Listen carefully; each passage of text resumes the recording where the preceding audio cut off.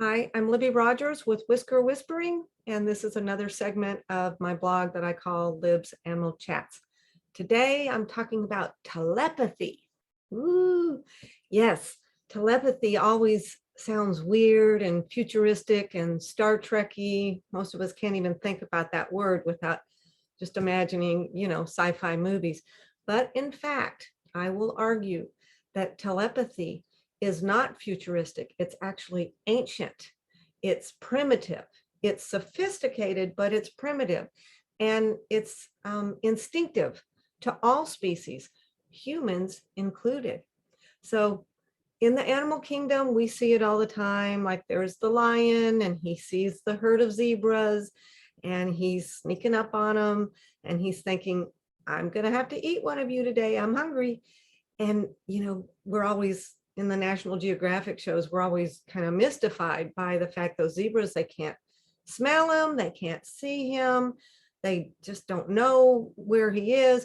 But suddenly, whoop, the alert goes and the whole herd goes running because they got his telepathic message. They received it. They're probably, while they're running away yelling, yeah, not me, not today. So, even though we'll look at this with the animal kingdom and we think, yeah, I guess that makes sense.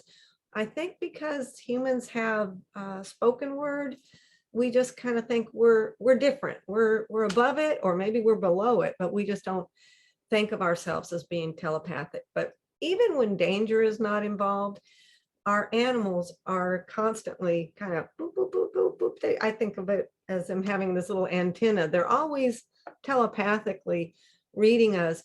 And you know what? We're receiving their information too. We just kind of clueless to it sometimes. So think about it when you're walking around your house and maybe body language wise, you're just kind of doing your ordinary stuff, but emotionally, you're mad about something at work, you're irritated about your boss or some conflict that happened, or maybe you're a little ticked off at your spouse, and suddenly you notice your dog is laying underneath the kitchen table, a kind of a weird placement, sort of like he's hiding from you, or maybe he gets real clingy with you because he feels like you need a little extra comfort. But meanwhile, with your body language, you weren't transmitting any of your anger. So he was picking up that telepathically from you because he's got his little antenna on you. Or think about it, if I don't know if you've ever done this, but I have done this where I'm nervous about taking the cat to the vet because I know she hates it and she's going to be all freaked out. And I'm worried about how am I going to get her into the carrier without all this stress. I don't want to stress her out, but I'm already feeling stressed. And all of a sudden, the cat is nowhere to be found, completely hiding, has found a new place to hide from me. Or, with my male cat, he may have just hightailed it out the back door. So, it's that antenna's working. They got my stress. They know what's happening. So a lot of us feel like our animals are mind readers, and they kind of are.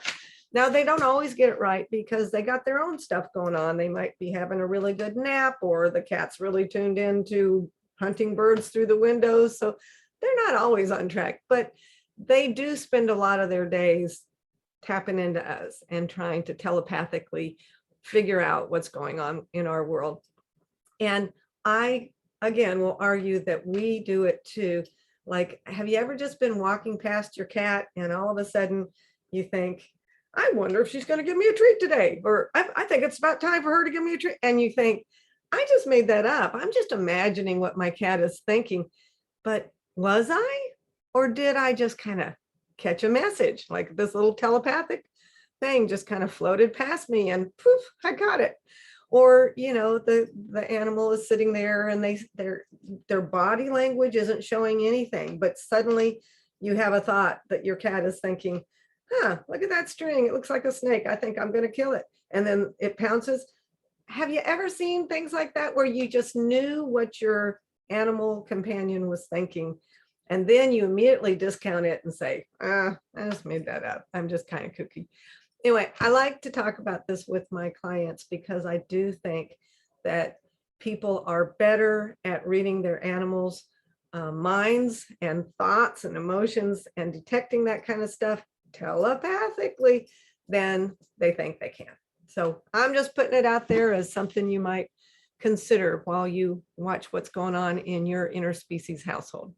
Anyway, Libby Rogers, Whisker Whispering, you know where to find me, and thanks for listening.